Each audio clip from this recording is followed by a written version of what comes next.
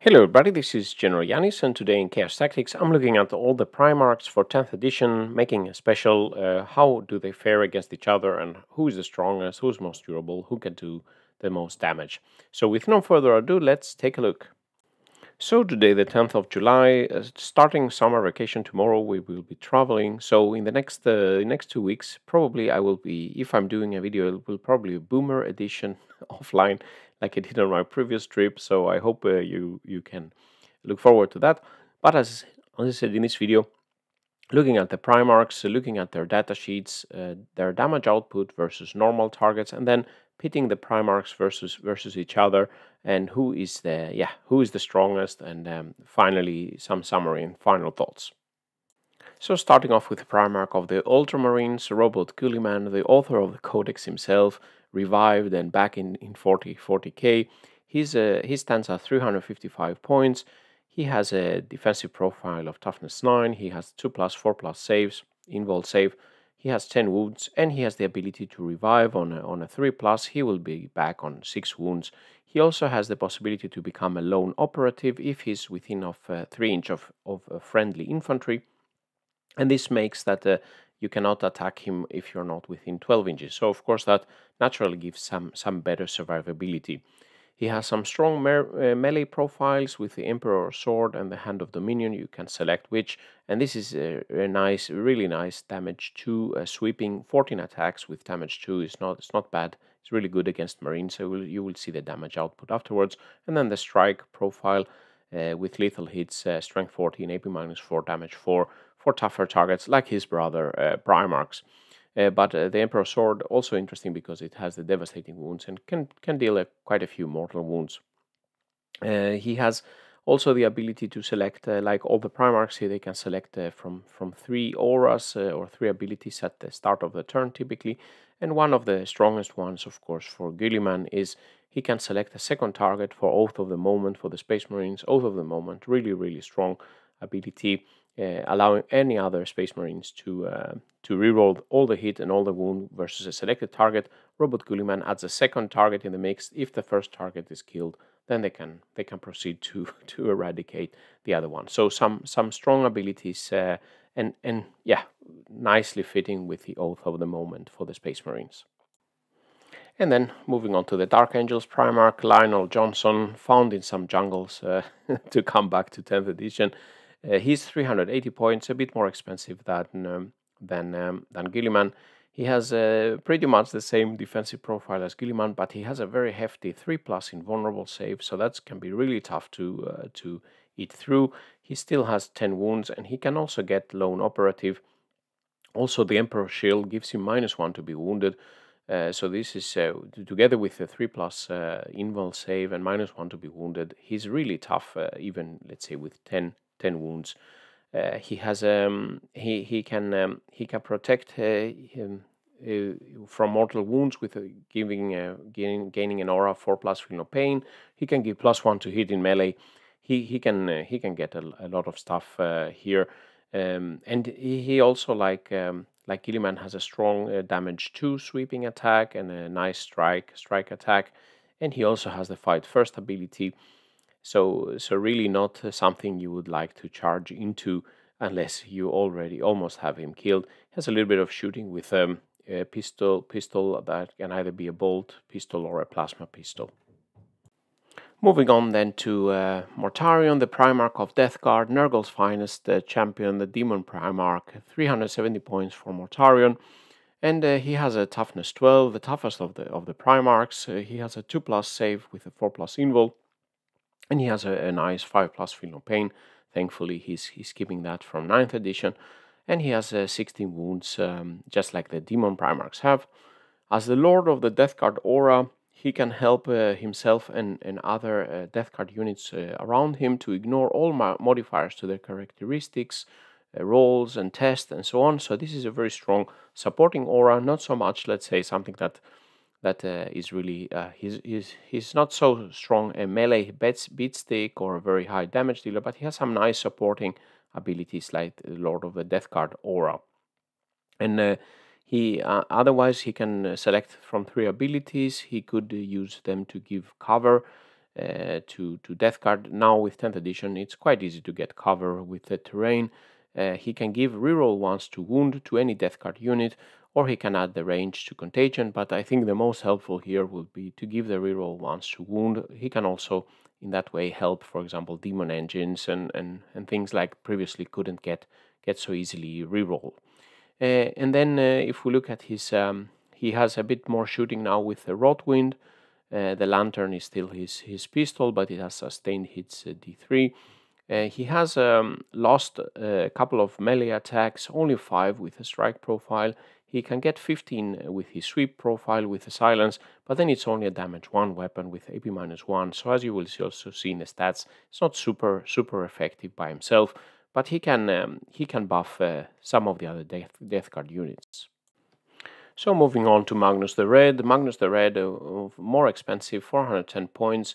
His toughness 11, 2+, 4+ invul with 16 wounds. He has a nice 14-inch move, so very mobile. He's generating 4 Cabal points for the Thousand Suns. This is really helping, of course, to do all the shenanigans that the Thousand Suns can do. His aura gives +1 to hit and +1 to wound for psychic weapons from Thousand Sun Psychers. This affects himself. All his weapons are psychic weapons. So basically he has +1 to hit.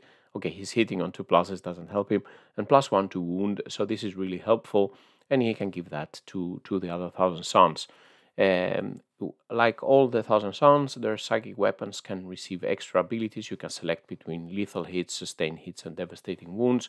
Here I have considered more the sustained hits because he already has devastating wounds with his strike profile and the Gaze of Magnus. Of course, you could also get a bit more benefit from devastating wounds with the other profiles, but sustained hits will give him more hits here.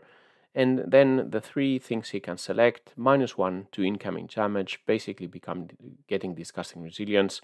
He can select an enemy unit that can all their shooting weapons become hazardous, so they risk being killed, or he can get +2-inch move aura. But I think selecting the -1 damage to get disgusting resilience for Magnus the Red to get some extra protection is really strong. And he has some both good shooting, as you will see, and very good melee profile. Finally, looking at the angriest Primarch, Angron, the Primarch of the World Eaters. He's the most expensive, 415 points, toughness 11, 2+, 4+ invul, 16 wounds, and also a 14-inch move, making him easier to move across up the table and to make his melee damage. He can be revived at full wounds with a 666 with the World Eater's army rules. This is 13% chance I calculated in a previous video. If you don't have rerolls, if you have your berserkers and you can get rerolls, you can have more chance of bringing the big Primarch back.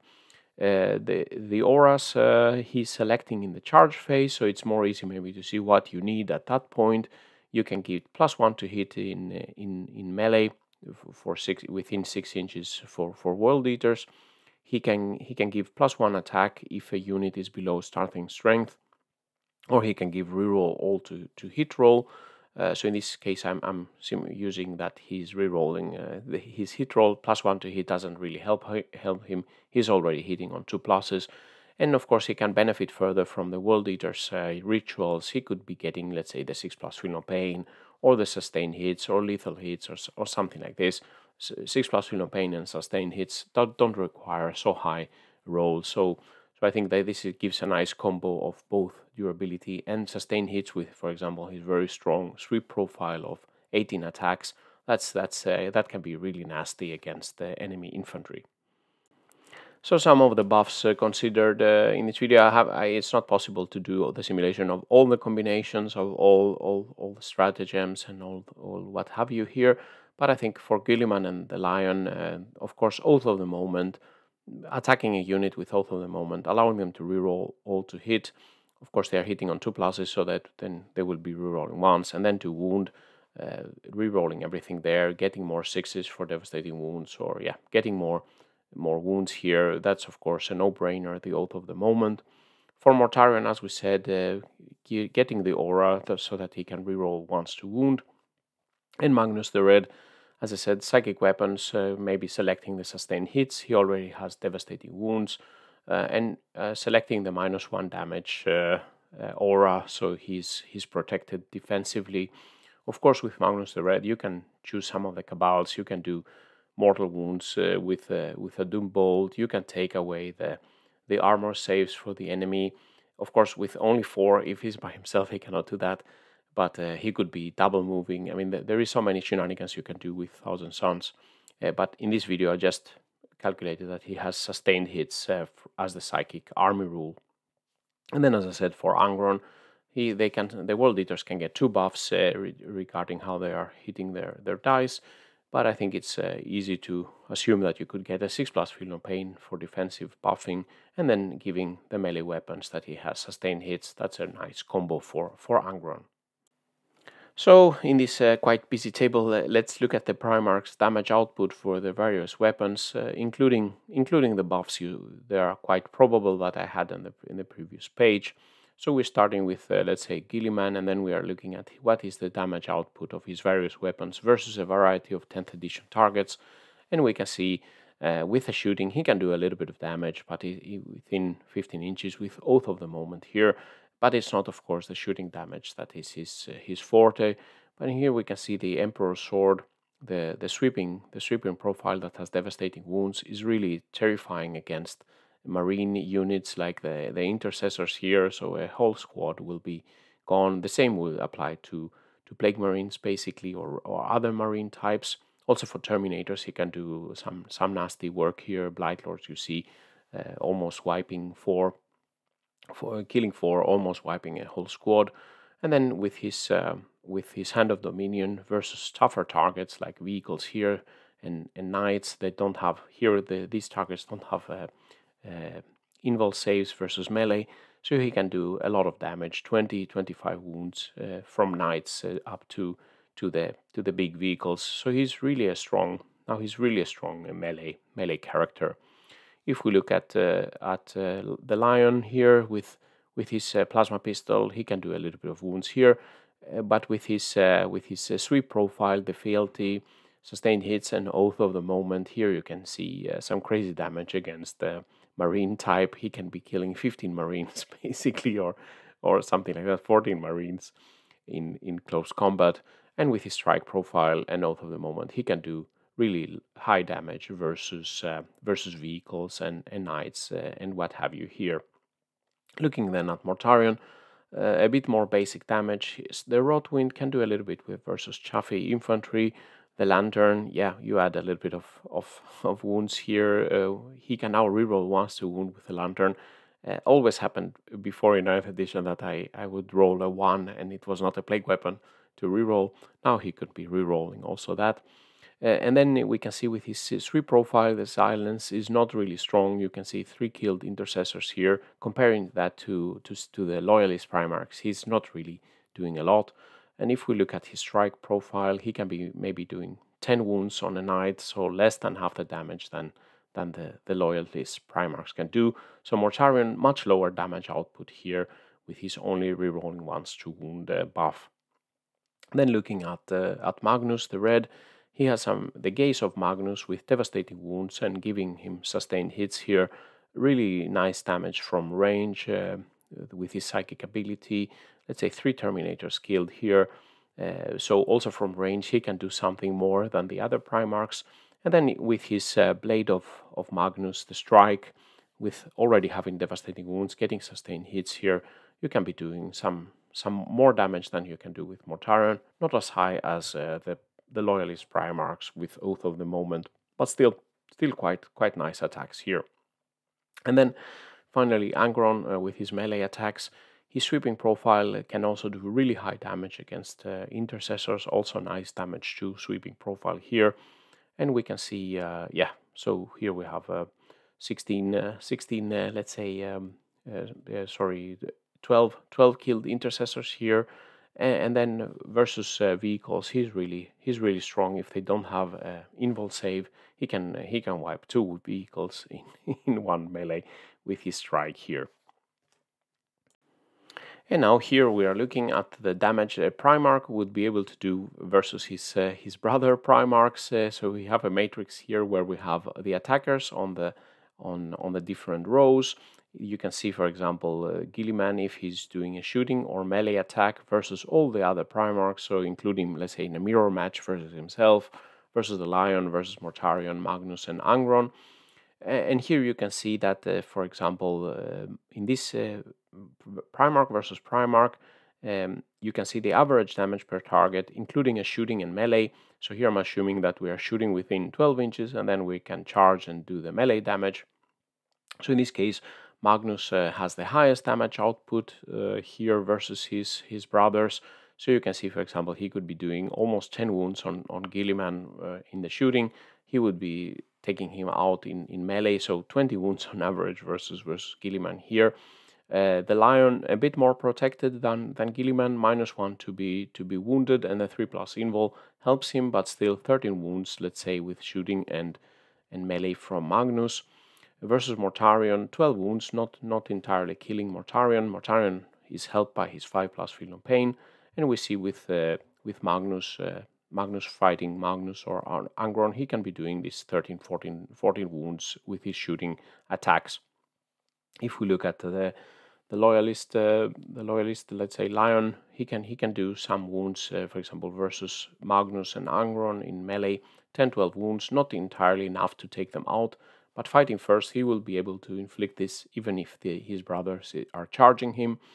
He would be able to kill Guilliman in one go. And then Mortarion has the lowest damage across, let's say, versus his brothers. Only 8 wounds on average versus the other Primarchs, and not so efficient, for example, versus the Lion or Magnus, only 7.5 wounds, or Angron or something like this here. And then Angron, quite strong damage output with his strike in melee. He would be able to take out Guilliman in melee. Not the Lion entirely, and the Lion, as we said, will be able to fight first. Finally, the bottom row shows the average damage each Primarch is taking. So here we can see Guilliman has the least defensive profile here. Barring, of course, I haven't assumed here that he's reviving, but you could get him back. And the one that is hardest to wound and inflict wounds on is Lionel Johnson with a crazy 3+ invul, -1 to be wounded. Mortarion's 5+ feel no pain is also helping him. Magnus and Angron are in the middle here, but definitely Mortarion is the least damage, does the least damage. Magnus could get more durability using some of the cabals to ignore the first damage, not calculated in this table. And in this table, just the Primarch versus Primarch, point-corrected summary, and also because people will probably ask how will it look if for example, you don't give Oath of the Moment for Guilliman and the Lion. So here you have the 5 Primarchs again, the average they can do versus the other Primarchs, shooting and melee combined. Here we have the average damage with no buffs whatsoever. So Guilliman here, 7.4 wounds on average, Lion 7.8, Mortarion 7, Magnus 12.9, and Angron 11.4 damage across the other Primarchs. If we point correct to 100 points, we still see Mortarion here, even with no buffs, he has the least damage, and we see Magnus has the highest damage, even without buffs. If we add the buffs, we see a very big increase in the damage of Guilliman and the Lion, with the Oath of the Moment really, really strong. And we see still here Mortarion, not keeping up on the damage output. Magnus still the highest damage per point here, and the others with the buffs are quite close, apart from Mortarion. So reaching to the summary final thoughts, I think the Loyalist Primarchs are very strong in the 10th edition. Oath of the Moment would really help them if they are facing some tougher targets, especially Roboute Guilliman. He allows to select a second Oath of the Moment target. I have Guilliman also on the shelf, and maybe I will do a pitched battle versus. I have both Mortarion, Magnus, and Guilliman in my collection. Maybe I'll do some pitched battle later on. The access to the lone operatives for the Lion and Guilliman, of course, helps the durability. Not easy to target them from range, and definitely not something you would like to charge into. For example, the lion with fight first would be a tricky target to take out. Their very strong sweeping profiles really help them versus infantry, and they have nice capabilities with the strike profiles as well. Magnus seems to have been, let's say, significantly buffed from the previous edition. Very strong damage output, the highest damage output, and at both shooting and melee, he can be enhanced further with rituals if you are firing at something that doesn't have if you're shooting at something, let's say, that doesn't have invul saves. With a Cabal ritual to remove their saves, you will be taking out a lot with the Gaze of Magnus here. Angron, as expected, is a monster in melee. He can also return with his full wounds. Not easy to take, let's say, 2 times Angron out. And Mortarion, somehow not so much a damage dealer anymore, more of a buffing character with okay durability. Maybe like in Adrian's Aiden Smalley's list, where Mortarion basically was protecting and babysitting Plague Scrollers, allowing them to not get any minus to their shooting, and if something comes close to the Plague Scrollers, then Mortarion probably can help deal with that as well. But he's no longer something that you can just charge into something and expect it to disappear. So this concludes the comparison of all the Primarchs. I hope that you found it interesting and helpful. Let me know your thoughts. And if you want to further discuss, please visit my Discord channel. You can also support my efforts with the Patreon page or the YouTube member. And with these words, GeneralJannis signing out. Stay safe out there, and bye-bye.